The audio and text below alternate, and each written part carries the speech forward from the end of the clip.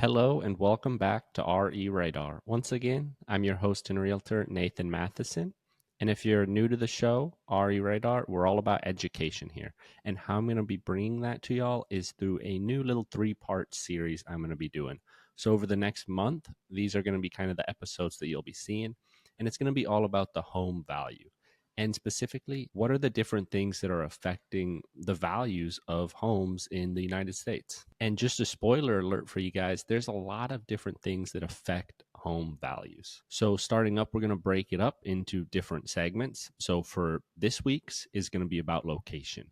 And how does the different locations of homes, and this can be on a macro level, big scale, or very specific location wise, and how do these different things affect the value of the home? And with location, often you hear people say location is everything when they're talking about, real estate, and they're not wrong. Location is a huge component of values of homes, and often though they're oversimplifying location. So let's break it down into those couple of pieces and starting big picture macro with looking at what most people think of first when they think of location and real estate, and it's the city and neighborhood that your home is located in.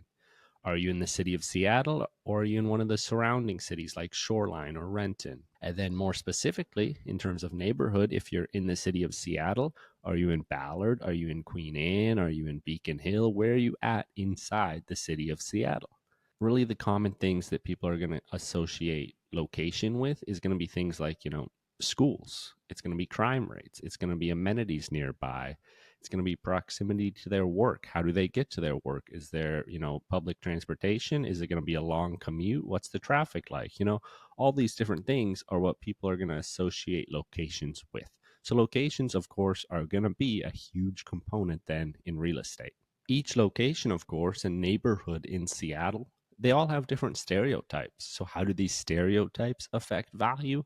And they do come into play. And those can be stereotypes that, often I think they've got semi truths. They're not going to be true for the whole neighborhood, but often there could be pockets of that neighborhood that stereotype's perfectly true for. So these stereotypes are gonna affect value. For example, you are in Seattle and you tell someone you live in Magnolia, if they're familiar with the city, they're probably going to picture your home as being this, nice, charming, beautiful neighborhood at, probably a higher price point, which of course could very well be true as those homes do exist in Magnolia, but there's also other homes in Magnolia besides just that stereotype home. So what the neighborhood does for a home value, in my opinion, is it kind of sets the general price and vibe of a neighborhood and of a home. It's really the first impressions and creates those for potential buyers.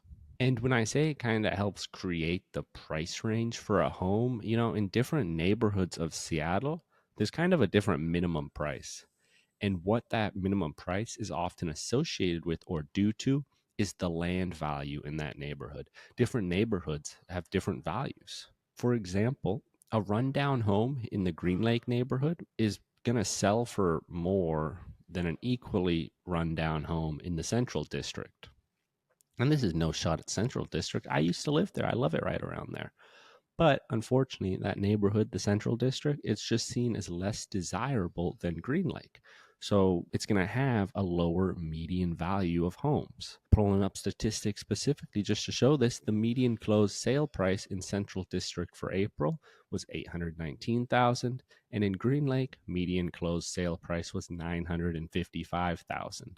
So big difference right there. And that's the neighborhoods helping affect those prices. So in terms of location, you can see the neighborhoods and those stereotypes, they can affect your home's value because they're semi-truths.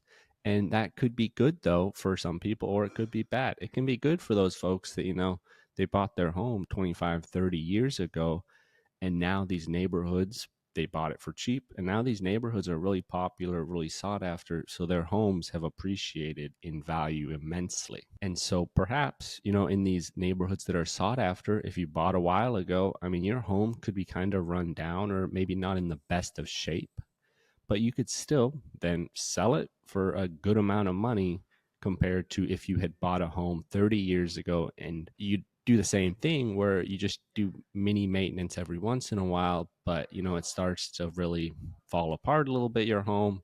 If you just happen to buy in a neighborhood that didn't really grow into a very popular Seattle neighborhood, then unfortunately your home is not going to have appreciated as much as that person who bought into a neighborhood that became an extremely popular neighborhood in Seattle. But now saying how we're going to look at this in two different ways, big picture, neighborhood, city specific wise, and what that affects. But, you also have to look at it more specifically because you can look at a home in a neighborhood on the same street, maybe opposite sides of the street, and these homes can have very different values. And this idea is kind of the location within the location. You got to look at different factors like, are you on an artillery road that's super busy? Are you tucked away on a quiet cul-de-sac? Are you next to a school? Are you by a freeway? Do you have a view of western light, or is your yard more shaded and you don't really get much light? You got big trees all around you. Are you in a walkable neighborhood with coffee shops right around you? Are you a 30-minute walk uphill both ways to all these spots you want to go to? These subtle differences are what affects the buyer perception and can therefore affect the market value of your home. For example, a home in West Seattle, a block or two away from the Alaska Junction, is likely going to sell for more than one that's, 6, 7 blocks away from that and it's backed up to a gas station. Even if the homes are basically identical inside, that one that's next to the gas station is likely to be a little less desirable due to that gas station being right there than a home that's not got a gas station right next to it. It's those things that people will notice those and be kind of turned off, and that is going to affect the value. Each component is going to add value or decrease the value. And of course, that value is going to be subjective. People are different. So, how much and what components each person is looking at is going to differ from person to person. And for some people, a negative for one might be a positive for others. Someone might love that idea of living right above a coffee shop. Someone else might be like, nah, I don't want to do that. That'd be just too much traffic around me all the time. And this is an important concept to understand with how understanding people have values of different things. When someone is selling their home, you want to appeal to that widest audience. So you emphasize and you point out these pieces that the majority of people would be looking for and would be interested in. And the components that are emphasized are going to be then the drivers in the price of that home. When you're looking at a home and you see them talking about how it's got this fully automated lock and security system, crazy technology packages at this home, you've got a hot tub, you've got all this crazy cool stuff at this home, but it just so happens you're someone who's really not into that, or you could go with it or without it. I don't think that's going to be the best home for you, because when you're buying a home where it's got all this stuff, that's what's adding value to this home. So you're likely able to find a home that might have more of what you like for a better deal, because you're not going to get the value out of that home like it's priced at. Now, if you're someone who is into all that security stuff and hot tubs, then you might love that home. Go for it, because you are buying the home with value that it's going to bring you. This is just like with an HOA, with what they offer and what's covered with your fee. If a home has a bunch of features that you aren't interested in utilizing, then it likely isn't the home for you. So that right there is kind of talking about the value in terms of how the neighborhood is really affecting that bottom line value heavily. And then those micro, more smaller details in terms of what you're next to, what's your location specifically on the street, what are you near, all those things. Those are then what's going to move that value ticker to the left or right. Now, these are all sometimes going to be subconscious thoughts, or, different buyers, like I've mentioned, can differ. One buyer might be willing to pay more for the feel of safety and a quiet walkability with some good curb appeal, even though a house potentially, a couple blocks away in an area that might not have that same feel for them has a much nicer interior and costs less. These outside factors have different influences for different people. Now, location, though, can be more than just, neighborhood stereotypes and the amenities and what's nearby. It's also about zoning and, potential future developments that could occur in this neighborhood. Is this a house on a street that is simply single family neighborhood? Or is it in a house that's on a mixed use zoning? So maybe not now, but maybe there's a vacant lot across the street, or there's a house that looks a little run down that, in a year could get torn down and some sort of a commercial property could come in there. Now, for the actual zoning of your property you're buying, Washington State is in the process of making it illegal for there to be single family zoned. What this does is it basically makes it legal for any lot to build a detached additional dwelling unit if it can accommodate it, size wise and location in terms of it has some sort of access point to the street, whether that be alley, corner, or past the front house. And I believe that change is going to be implemented in the majority of cities at the end of June, which this episode has been planned out a little while ago. So that zoning change might be taking place as this episode gets released. But keep that in mind with the zoning change, and the exact location of the property is going to be even more important and could help add big value. For example, if you have an alley behind your home, it could be easier for people to implement building a dadu. Or if you have a corner lot, that could make it easier as well. Again, larger lots, that is, of course, going to make it easier because investors could then purchase that, and maybe they could even put 6 units on that large lot now.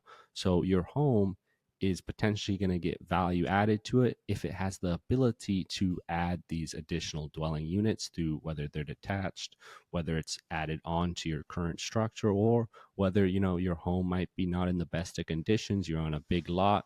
An investor might be looking at that like, okay, I'll buy that, I'll tear down your home, and I'm going to be able to build 6 townhomes on this lot. So these new zoning changes and the location of your home with the ability for these to work will affect value and will help increase the value of your home. Now, another talking point with value and what affects it in terms of location is public transportation. And in Seattle, we don't really have the best of public transportation. We got the light rail, and, they're working on that and trying to improve and expand it. So, that's something to take note of. Are you looking at a property that in 5 years is going to be walking distance to one of their new planned light rail stations? These are all things that you want to be thinking about when you're trying to buy a home. For some, this is going to be a pro. Oh, great. The light rail is going to be close by in a few years. I'll be able to walk and go all over the place. For others, they might not want the light rail station right near them. Either way, it's something that is going to affect the value of that property. Now, that does it for episode 1 on the 3-part series of understanding what is affecting and what is driving the value of these homes. We covered a lot of different things in value because, a lot of different things are affecting the value location wise of homes. You've got the macro location of kind of neighborhood city, which, is affecting that bottom line. And then you got those different little smaller details that, of course, is going to move that ticker to the right or left. But you've got to look at more than just that. You've got to look at what's around development wise. Is there a light rail public transportation near you? Is there a potential to add additional units to your lot? There's so much different things in terms of location that affects value.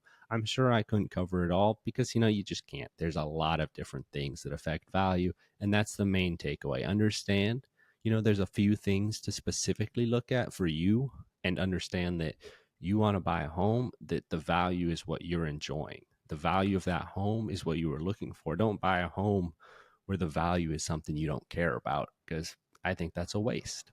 So that's kind of been the episode today. Thank you so much for watching. Thank you for listening. Once again, this is episode 1 of a little 3-part series I'll be doing. So stay tuned for next time when I talk about how the value inside of a home with, home features affect value. But until then, have a good one. Peace.